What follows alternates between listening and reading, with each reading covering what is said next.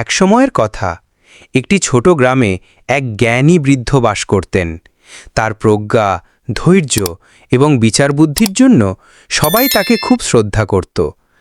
গ্রামের লোকেরা জীবনের নানা সমস্যার সমাধান জানতে তার কাছে যেত, আর তিনি সবার প্রশ্নের উত্তর দিতেন ধৈর্য ও বুদ্ধিমত্তার সাথে।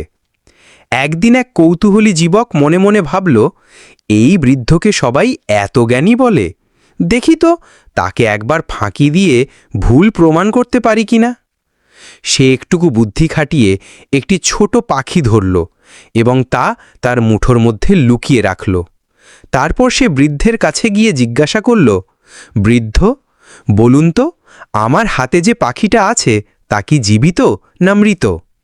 যুবক মনে মনে ঠিক করেছিল, যদি বৃদ্ধ বলেন পাখিটি জীবিত, তাহলে সে তা মুঠো চেপে মেরে ফেলবে, আর যদি বলেন পাখিটি মৃত, সে সঙ্গে সঙ্গে তা উড়িয়ে দেবে। অর্থাৎ যেভাবেই হোক বৃদ্ধের উত্তর ভুল প্রমাণিত হবে।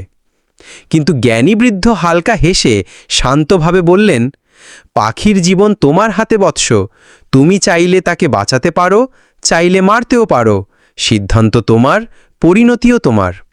যুবক স্তব্ধ হয়ে গেল। এই অপ্রত্যাশিত উত্তর তার সব পরিকল্পনা ভেস্তে দিল। সে বুঝতে পারল, প্রকৃত জ্ঞান কেবল তথ্য জানার মধ্যেই সীমাবদ্ধ নয়, বরং তা পরিস্থিতি বুঝে সঠিকভাবে কাজ করার ক্ষমতা।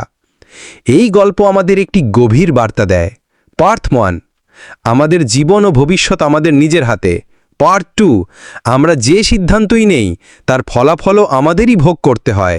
পার্ট 3, জ্ঞানীরা কখনো তাড়াহুড়ো করে সিদ্ধান্ত নেন না, তারা ধৈর্য ও বুদ্ধিমত্তা দিয়ে সব দিক বিবেচনা করেন। পার্ট 4, কাউকে হেয় করার চেষ্টা নয়, বরং তার থেকে শেখার মানসিকতাই মানুষকে বড় করে তোলে। তাই নিজের জীবনের দায়িত্ব নিজেই নিন এবং অন্যকে ফাঁকি দেওয়ার নয়, বরং সত্য খোঁজার চেষ্টা করুন।